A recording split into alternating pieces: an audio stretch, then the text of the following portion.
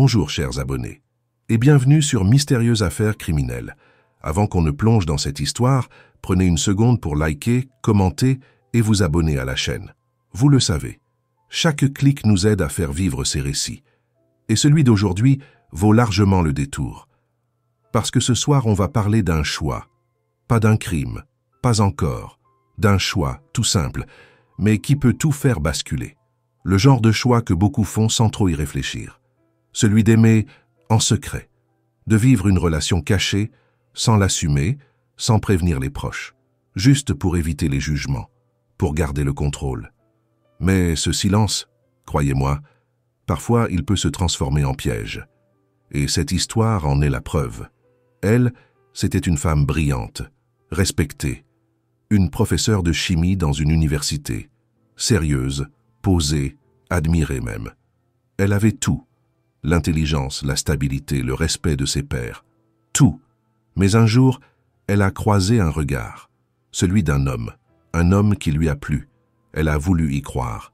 Elle a voulu vivre cette histoire à sa manière, en secret. Mais ce qu'elle ignorait, c'est que cet homme n'était pas celui qu'elle pensait. Et ce que vous allez découvrir, c'est l'histoire d'un amour dissimulé, tissé dans l'ombre, et qui, au final, a laissé derrière lui des cendres. Tiffany Maher a vu le jour un 29 avril 1973, à Tulsa, en Oklahoma.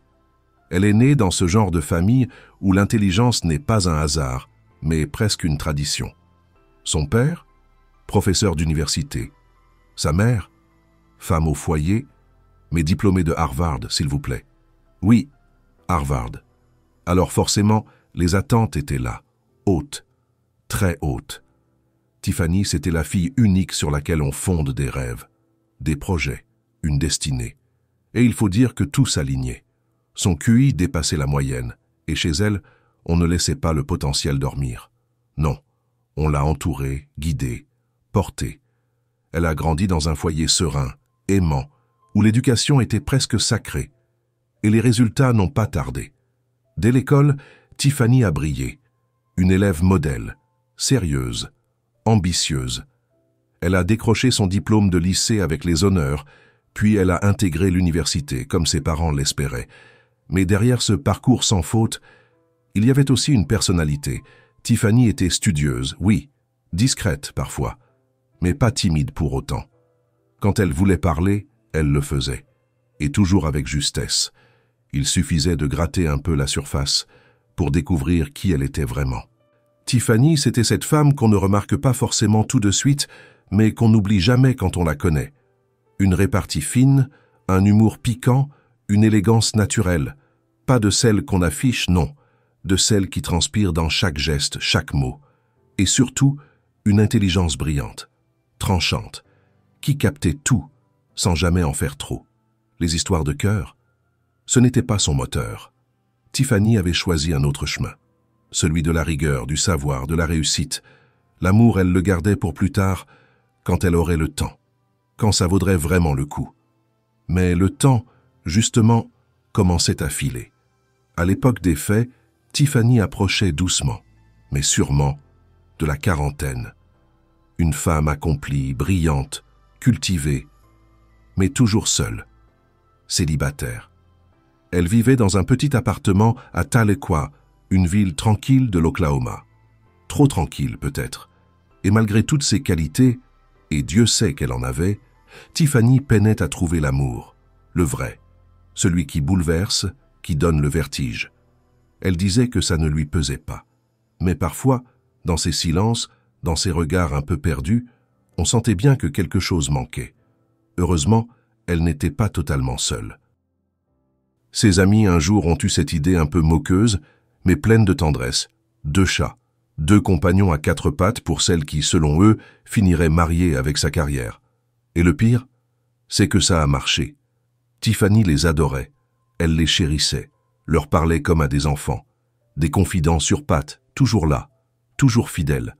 Mais même avec eux, même avec toute cette tendresse à portée de main, il manquait une chaleur, une peau, une voix, un amour humain, un amour qu'elle méritait.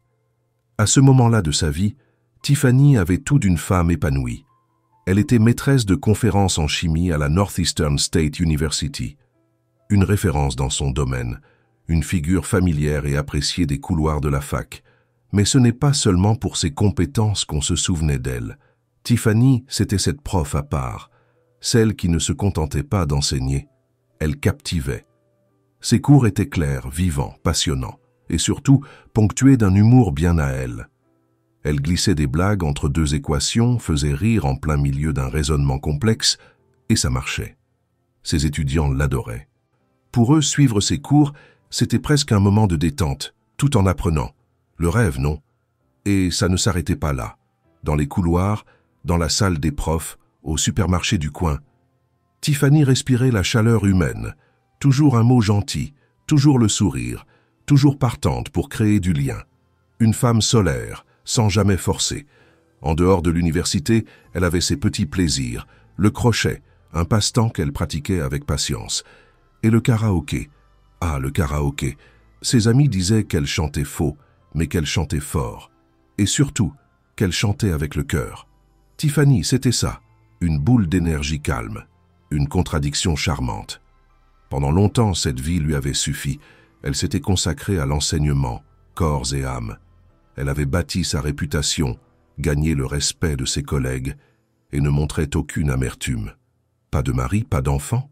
Et alors, elle avait trouvé son bonheur ailleurs, dans le savoir, dans la transmission, dans le fait de laisser une trace. Mais le temps a ce pouvoir cruel.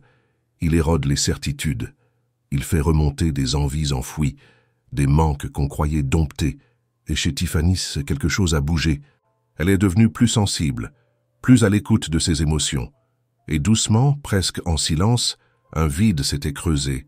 Elle voulait aimer, pas une amourette, non, un vrai amour, un homme qui la verrait, qui la choisirait, qui l'aimerait comme elle était, quelqu'un avec qui rire, pleurer, partager, construire. Mais le 31 mai 2013, quelque chose a changé. Ce jour-là, Sarah, la meilleure amie de Tiffany, a reçu un message, court, sèche, inquiétant. C'était un collègue de la fac.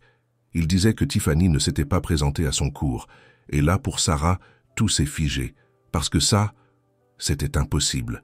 Tiffany ne manquait jamais un cours, jamais. Même pas en cas de fièvre, même pas pour une urgence. Elle était toujours là, en avance, prête. Alors cette absence, ce silence, ce vide soudain, n'avait rien de normal. Le directeur du département a vite compris, lui aussi. Il a interrogé les autres enseignants. Personne ne l'avait vu, depuis plusieurs jours. Pas de message, pas d'appel, pas même une absence signalée. Là, l'angoisse a gagné tout le monde, silencieusement, massivement. Et Sarah, elle, a senti le froid l'envahir. Elle ne travaillait pas ce jour-là.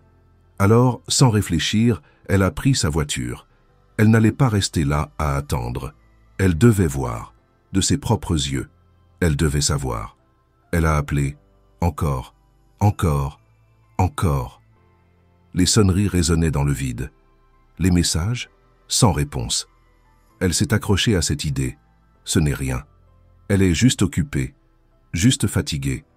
Mais en arrivant devant la maison, tout a basculé. En levant les yeux vers l'étage, son regard s'est figé.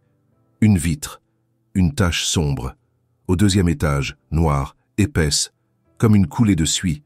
Et son instinct lui a hurlé ce que son cerveau refusait encore d'admettre. Il y avait autre chose, un détail anodin en apparence. La voiture de Tiffany n'était pas là. Et ça, Sarah l'a tout de suite remarqué. Parce que Tiffany, quand elle était chez elle, laissait toujours sa voiture dans l'allée. Toujours. C'était une habitude, presque un rituel. Alors cette absence, c'était un nouveau signal d'alarme. Un de plus. Sarah a scruté les alentours. Elle a tourné sur elle-même, cherché le moindre indice. Et là, un autre détail l'a percuté. Une petite fenêtre, celle que Tiffany laissait systématiquement entr'ouverte pour ses chats, pour qu'ils puissent aller et venir, explorer le jardin, respirer l'air du dehors. Fermée, hermétiquement. Et là, quelque chose s'est noué en elle. Ce n'était plus juste du doute, c'était du pressentiment, du mauvais, de celui qu'on sent dans les tripes. Alors, lentement, elle s'est approchée. Elle s'est penchée vers la vitre, a collé son front, a jeté un œil à l'intérieur. Et là, le temps s'est arrêté. Sur le sol, l'un des chats de Tiffany, étendu, immobile. Aucune réaction, pas un mouvement. Il avait l'air mort. Et c'est à cet instant précis que la peur a tout envahi. D'un coup, une peur brute, viscérale. Sarah n'a pas hésité une seule seconde. Elle a sorti son téléphone, composé le 911. Sa voix tremblait. Elle a tout dit.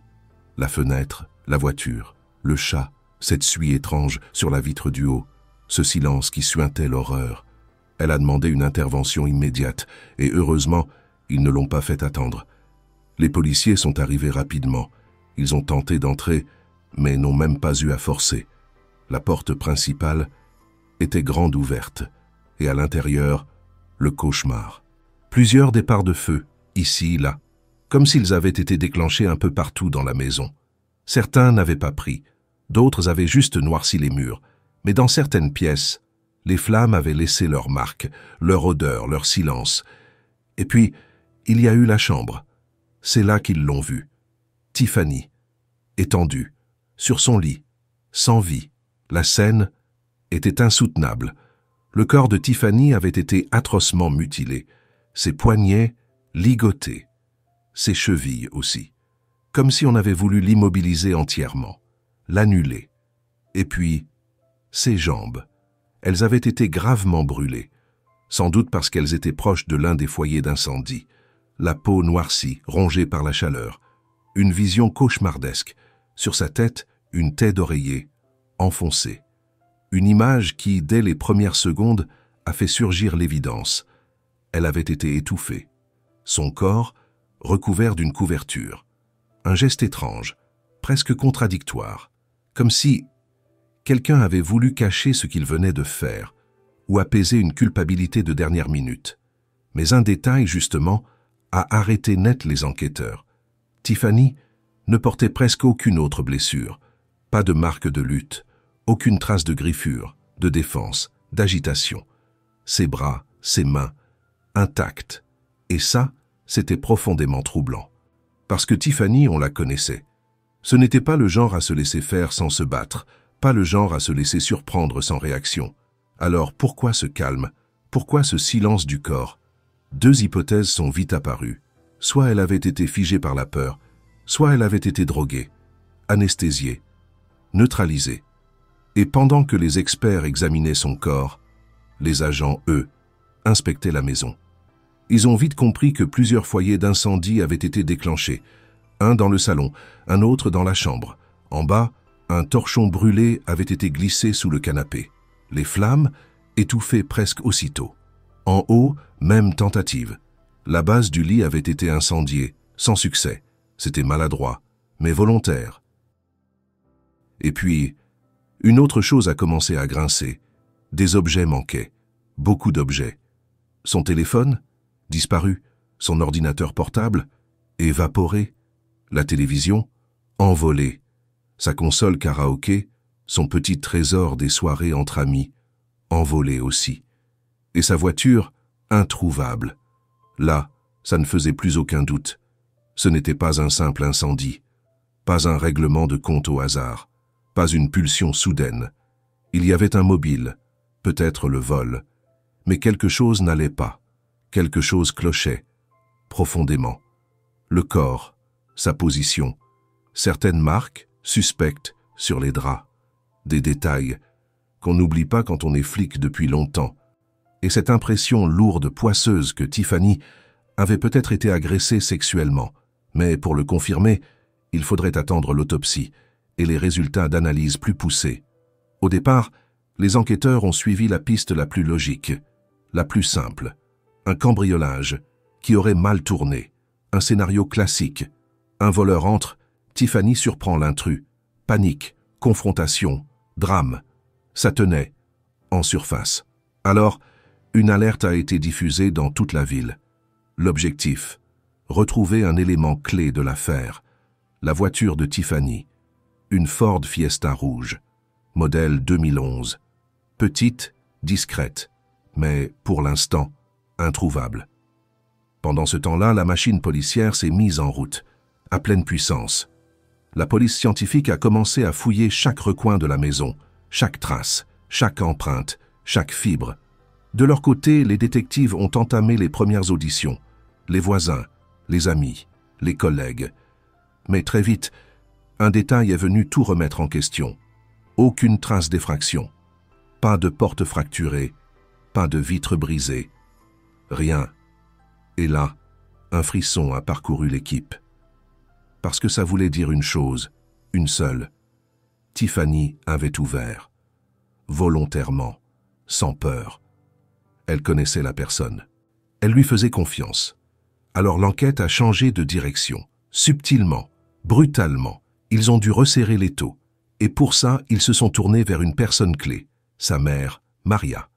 Maria a raconté qu'elle avait vu sa fille pour la dernière fois le 26 mai, 5 jours avant qu'on ne la retrouve. Ce jour-là, elle était passée chercher des proches pour un match de basket. Tiffany les avait rejoints un peu plus tard. Rien d'anormal. Elle était joyeuse, détendue, rayonnante même. Le genre de journée en famille où rien, absolument rien, ne laisse présager le drame. Mais ce soir-là, Tiffany avait glissé une phrase. Elle avait dit qu'elle avait quelque chose de prévu, un rendez-vous. Pas plus d'infos, pas de nom, pas de détails, juste une rencontre. Et Maria, elle, n'avait pas creusé. Tiffany n'avait rien laissé transparaître.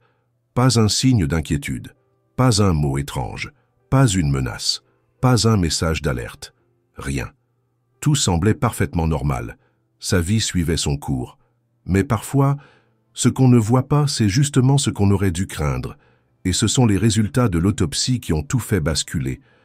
Le médecin légiste d'abord a peiné. Rien ne sautait aux yeux. Pas de blessure, pas de fracture, pas de traces visibles de coups. Le corps de Tiffany ne parlait pas, ou plutôt il murmurait. Et ce murmure, il fallait le décoder. Finalement, une hypothèse glaçante a émergé. Tiffany aurait été tuée par asphyxie lente, sans violence apparente, très probablement à l'aide d'un objet souple, comme une taie d'oreiller, oui, celle retrouvée sur sa tête. Un mode opératoire lent, silencieux, presque intime, et surtout terrifiant. Parce qu'étouffer quelqu'un ainsi, sans s'acharner, sans s'énerver, c'est froid, c'est maîtrisé. Et ce n'est pas tout. Le feu, ce n'était pas un accident, pas une cause, c'était une diversion. Les résultats l'ont confirmé. Aucun résidu de fumée dans les poumons de Tiffany. Elle était déjà morte quand l'incendie a démarré. Le feu n'était pas une arme, c'était une tentative désespérée d'effacer. Effacer les preuves, effacer les indices, effacer Tiffany. Mais le corps, lui, a parlé malgré tout. Le légiste a pu remonter le fil. L'heure approximative de la mort, le 26 mai, le jour exact où sa mère l'avait vue pour la dernière fois. Et là, un détail mentionné presque en passant par Maria a soudain pris tout son sens. Cette fameuse rencontre, celle que Tiffany avait prévue, ce soir-là, dont elle n'avait rien dit, pas de nom, pas de contexte, juste quelqu'un. Et si ce quelqu'un était la clé de tout? Les enquêteurs le savaient. Il fallait à tout prix savoir avec qui Tiffany avait prévu de passer cette soirée. Et pour ça, il leur fallait ses données personnelles, son téléphone, son ordinateur. Mais tous ces appareils avaient disparu, effacés, comme elle. Et puis, une lumière, une mémoire qui refait surface. Maria, la mère, s'est souvenue d'un détail. Tiffany passait presque tout son temps dans son bureau à l'université, un bureau qu'elle considérait comme une seconde maison. Et si là-bas, il restait des traces, des réponses, les enquêteurs n'avaient plus de temps à perdre. Ils ont décidé d'y aller, parce que parfois, c'est dans les endroits les plus familiers que se cachent les secrets les plus sombres. À première vue, le bureau de Tiffany ne révélait rien de particulier. Son ordinateur portable, introuvable, son téléphone, disparu aussi. Mais sur place, les enquêteurs ont eu un coup de chance.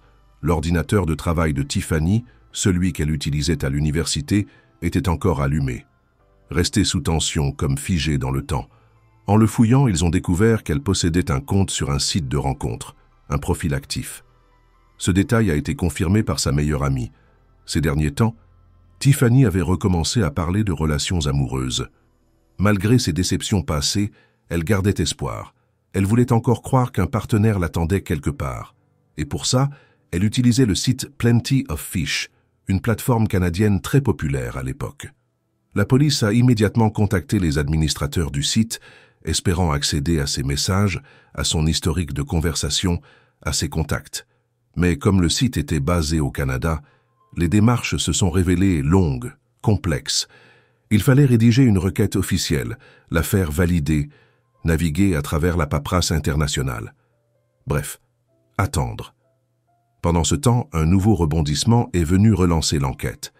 Le véhicule de Tiffany a finalement été retrouvé. Une information est arrivée au poste. Une voiture correspondant à la description avait été abandonnée sur le parking d'un immeuble résidentiel. Les agents se sont rendus sur place.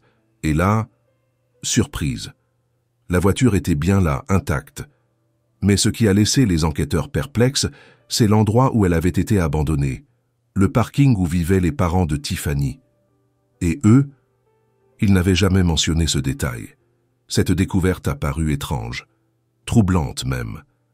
Les détectives ont donc décidé de convoquer les parents à nouveau, pour un nouvel entretien. Cette fois, rien ne devait leur échapper. Mais très vite, les doutes concernant les parents de Tiffany ont été levés. Ni sa mère ni son père n'avaient eu la moindre idée que la voiture de leur fille se trouvait garée, juste sous leur fenêtre. Ils n'avaient rien vu, rien remarqué. Après un nouvel interrogatoire, les détectives ont confirmé ce que leur instinct leur soufflait déjà. Les parents n'avaient rien à voir avec cette histoire. Leurs alibis étaient solides, inattaquables. La conclusion était évidente, si la voiture avait été déposée ici, c'était volontairement. Le tueur voulait brouiller les pistes, semer la confusion, peut-être même faire croire à une implication de la famille. La police a donc immédiatement ordonné la saisie du véhicule. Il fallait l'examiner au plus vite. Les experts de la police scientifique ont fouillé chaque centimètre carré. Ils ont réussi à relever des empreintes digitales sur le volant, des traces d'ADN également. Et ce matériel génétique ne correspondait pas à celui de Tiffany, mais un autre indice a retenu leur attention. Sur le pare-brise, un résidu de colle révélait qu'une vignette de péage avait été arrachée. Elle avait été retirée probablement pour effacer une trace du trajet. En fouillant le véhicule, les détectives ont retrouvé la vignette, soigneusement rangée dans la boîte à gants. Un détail anodin? Pas du tout. Cette vignette était datée. Elle avait été obtenue à 11 h du matin, le 26 mai 2013, le jour même où Tiffany a été tuée. Et selon les estimations des enquêteurs, elle aurait été retirée le soir même. Ce geste, discret, méthodique, aurait été fait par l'assassin, ce qui signifie qu'au moment où cette vignette a été décollée du pare-brise, Tiffany était déjà morte. Enfin, la réponse tant attendue du site canadien de rencontre est arrivée. Les administrateurs ont confirmé que Tiffany avait créé son profil au début du mois de mai de cette même année. Elle y avait échangé avec plusieurs hommes, mais un nom ressortait plus que les autres. Un certain Kenny Finder, 1980. C'était avec lui qu'elle avait le plus échangé. Des messages presque quotidiens, des conversations longues, un ton léger, parfois charmeur, du flirt, des rires, rien qui, en surface, ne paraissait inquiétant. Mais très vite, les enquêteurs ont compris que quelque chose clochait. Le profil Kenny Finder 1980 ne comportait ni photo, ni numéro de téléphone, ni identité vérifiée. Rien. Et surtout, ce compte avait été désactivé le jour même où le corps de Tiffany avait été découvert. Un hasard? Difficile à croire. Pour la police, la piste devenait de plus en plus claire. Cet homme, cet inconnu qui se cachait derrière un pseudo vague, pourrait bien être le meurtrier. Mais il restait insaisissable. Discret, méthodique, il s'était volatilisé. Malgré tout, les enquêteurs ont pu récupérer l'ensemble des échanges entre les deux profils. La Thurs Baby, le compte de Tiffany, et Kenny Finder 1980. Les messages montraient une relation naissante, marquée par une certaine complicité. Mais aucun propos menaçant, aucun signal d'alarme évident. Alors, ils ont poursuivi ailleurs. Ils se sont penchés sur les appels téléphoniques de Tiffany. Peut-être, avec un peu de chance, trouverait-il une voix, un numéro, une trace qui mènerait à lui. En examinant les relevés téléphoniques de Tiffany, les enquêteurs ont découvert qu'elle échangeait fréquemment avec un numéro non répertorié dans ses contacts. Aucune indication de nom, juste un numéro. Les policiers ont tenté de l'appeler sans succès. Pas de réponse, pas de rappel. Mais en approfondissant leurs recherches, ils ont fait une découverte cruciale. Ce numéro était associé à un compte sur un autre site de rencontre, où l'utilisateur se faisait appeler Big Daddy, littéralement grand-papa. Et là, le doute n'était plus permis. Big Daddy était le même que Kenny Finder, 1980. Le même homme, le même fantôme. Le numéro était enregistré à une adresse située à Tallass, une petite ville de l'Oklahoma. Mais lorsque les enquêteurs s'y sont rendus, ils sont tombés sur un bâtiment vide, un local commercial abandonné, pas une trace de vie. Tout indiquait que le suspect savait parfaitement ce qu'il faisait. Il brouillait les pistes avec soin. Il maîtrisait l'art de disparaître. Les policiers ont ensuite obtenu un accès complet au compte Big Daddy. Ils ont découvert qu'il avait été désactivé le 28 mai, soit 2 jours après la mort de Tiffany. Et ce n'est pas tout. 3 minutes à peine après sa désactivation, le compte avait été réenregistré sous un nouveau pseudonyme. Un changement d'identité numérique aussi rapide qu'efficace. L'homme savait comment rester hors de portée, mais les enquêteurs n'avaient pas dit leur dernier mot.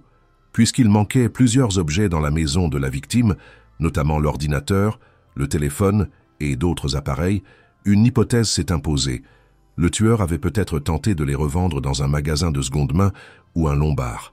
Et dans ces établissements, une pièce d'identité est souvent exigée. Une simple vente pourrait tout faire basculer. Dès lors, les forces de l'ordre ont lancé une série de contrôles dans tous les magasins de prêt sur gage de la ville. Et peut-être que quelque part, sur un ticket de caisse ou une fiche client, se cachait le vrai nom de l'assassin. Et enfin, le voile a commencé à se lever. Dans l'un des magasins de prêt sur gage, un employé a signalé le passage récent d'un homme suspect. Il était venu vendre plusieurs objets, en utilisant les informations personnelles de Tiffany. Le piège venait de se refermer. Les enquêteurs ont identifié leur principal suspect, Joshua Schneider, 33 ans, domicilié à Broken Arrow, dans l'Oklahoma. Tout concordait. C'était lui, Big Daddy. C'était lui, Kenny Finder, 1980. Le mystérieux contact du site de rencontre, l'homme qui échangeait sans relâche avec Tiffany. Et l'homme avait un lourd passé. Schneider n'était pas un inconnu pour les forces de l'ordre, bien au contraire. Il avait fait plusieurs séjours derrière les barreaux pour vol, cambriolage, délits sexuels. En 1999, il avait même été condamné. Mais ce n'était pas tout. Les policiers ont découvert qu'il avait déjà utilisé la même méthode que dans le cas de Tiffany. Repérer des femmes seules et vulnérables sur des sites de rencontres, gagner leur confiance, puis les piéger, les voler, parfois les agresser. Un mode opératoire répété, calculé, froid, ironie sinistre. Joshua vivait avec une compagne et leur petite fille de 2 ans. Lorsque les agents sont arrivés à son domicile, l'homme avait déjà disparu. Plus aucune trace. Impossible de le joindre. Il s'était volatilisé. Mais sur place, la police a pu parler à quelqu'un, la mère de Joshua. Peut-être que cette femme savait quelque chose, ou portait sans le savoir la dernière pièce manquante du puzzle. Sur le moment, la mère de Joshua avait juré ne rien savoir. Elle affirmait ignorer où se trouvait son fils. Mais plus tard, lorsque Joshua Schneider a enfin été arrêté, un élément troublant a été retrouvé dans son téléphone. Un message, envoyé par sa mère. Il avait été rédigé juste après la visite des enquêteurs à son domicile. Un avertissement clair, « Ne rentre pas, la police est là ». Ce simple texto avait tout changé. En essayant de le protéger, elle était devenue, malgré elle, complice. Elle avait aidé un homme en fuite, un tueur présumé. Puis, le 27 juillet 2013, une piste décisive est arrivée jusqu'au poste. Un appel anonyme. L'informateur refusait de donner son nom, mais affirmait être un ami de Schneider. Il disait avoir peur. Peur que Joshua soit réellement impliqué dans le meurtre de Tiffany Maher. Et ces informations se sont révélées exactes. Plusieurs unités de police ont été mobilisées. Un plan d'interpellation a été mis en place. Mais quand ils ont tenté de le capturer, Joshua a pris la fuite. Il n'était pas seul. Dans sa voiture se trouvait sa compagne, Heather, et leur fille de 2 ans. La police l'a poursuivi jusque dans une zone boisée, non loin de Tulsa. Là, Joshua a fait ce qu'aucun homme digne de ce nom ne ferait. Il a abandonné sa voiture et sa famille à l'intérieur. Il s'est enfui, seul, en courant dans les bois, et pendant 10 jours entiers, il a échappé à toutes les recherches. Mais sa cavale a fini par s'arrêter. Quand les forces de l'ordre l'ont enfin capturé, ils ont fouillé son sac, et à l'intérieur, ils ont trouvé le téléphone portable de Tiffany. Plus aucun doute n'était permis. Il venait de mettre la main sur le meurtrier. Même après son arrestation, Joshua Schneider a continué de nier. Il affirmait n'avoir aucune idée de qui était Tiffany Maher. « Je ne vois pas de qui vous parlez », répétait-il encore et encore. Mais la réalité, elle, parlait pour lui. Lors de la perquisition menée dans la maison qu'il partageait avec sa compagne Heather, la police a mis la main sur l'ordinateur portable de Tiffany, ainsi que plusieurs objets personnels dérobés dans son appartement. Le plus troublant, ses affaires étaient cachées dans les affaires de Heather, une découverte lourde de conséquences. Cela suggérait que Heather n'était pas simplement une compagne aveugle, elle pouvait être complice, ou du moins au courant. Elle a été aussitôt placée en garde à vue. Leur fille, âgée de 2 ans, a été confiée au service de protection de l'enfance. Mais ce n'était pas fini. Les analyses médico-légales ont livré leur verdict. L'ADN de Joshua a été retrouvé sur les draps du lit de Tiffany et sur le volant de sa voiture. À ce stade, plus personne ne doutait de sa culpabilité. Tiffany avait entamé cette relation en secret sans prévenir ses proches, et cela lui a été fatal. L'enquête s'est ensuite tournée vers un autre personnage clé, Karen Griffith, la mère du suspect. Elle aussi a été conduite au poste, car ce simple message « Ne rentre pas, la police est là » faisait d'elle une protectrice, une complice, une pièce active dans la fuite de son fils. Mais certains enquêteurs soupçonnaient pire. Et si elle avait participé au crime d'une manière plus directe?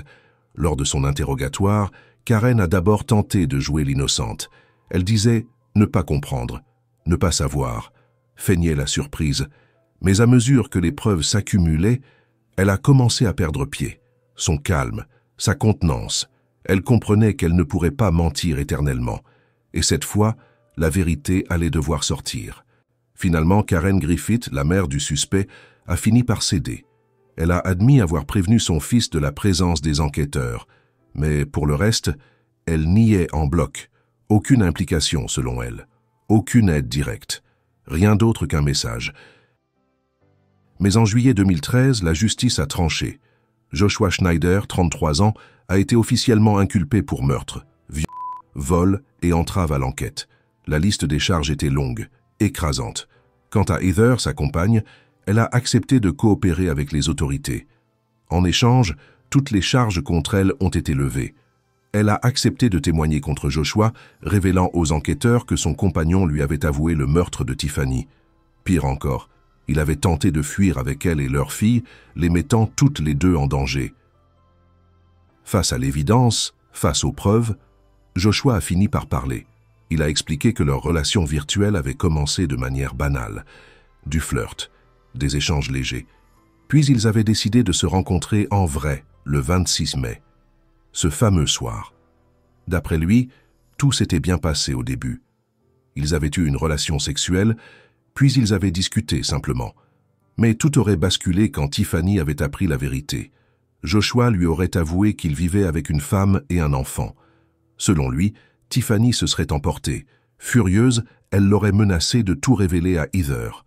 Le ton serait monté, puis une dispute, puis des gestes, puis une lutte.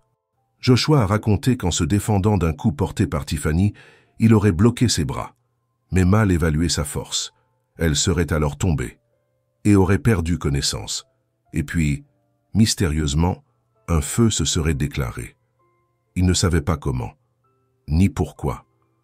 Il a juré que, quand il a quitté les lieux, Tiffany était encore en vie. Mais pour la justice, tout cela sonnait comme un tissu de mensonges.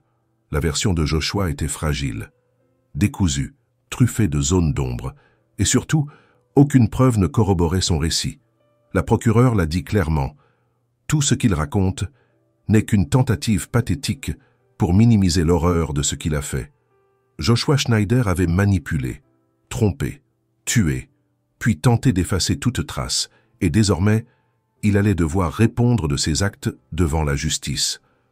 En 2015, le bureau du procureur est parvenu à reconstituer précisément le déroulement des faits et à bâtir une stratégie d'accusation solide. Tout avait commencé le 26 mai. Dans la journée, Tiffany avait assisté à un match de baseball en compagnie de ses parents. Rien d'inhabituel. Une journée familiale, paisible. Puis, en soirée, elle était partie à son rendez-vous avec Joshua Schneider.